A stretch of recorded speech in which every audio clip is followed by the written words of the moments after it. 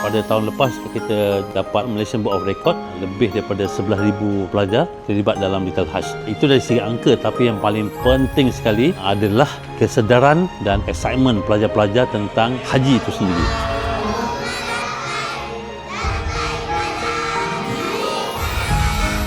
Kids generation sangat excited dan sangat tak sabar. Teacher bila nak pergi Kaabah, teacher bila nak pergi Little Hajj. Kalau cawangan kami ambil masa dalam preparation tu dalam sebulan lah.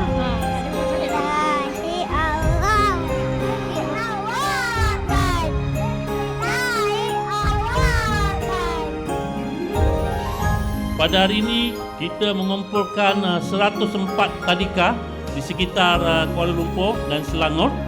Niat kita dan tujuan kita adalah untuk menggembirakan Allah Subhanahu Wa Taala.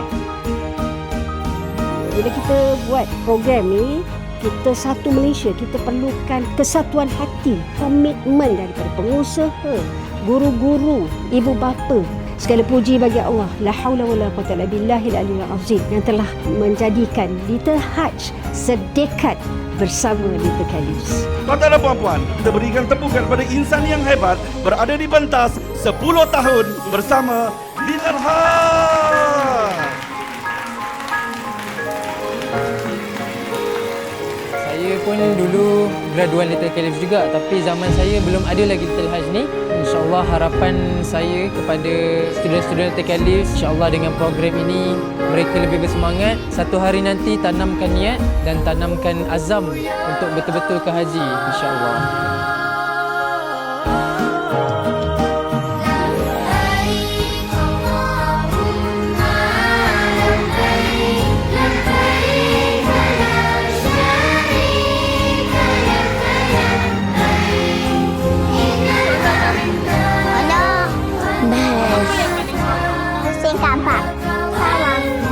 Jamrah. Sa'i.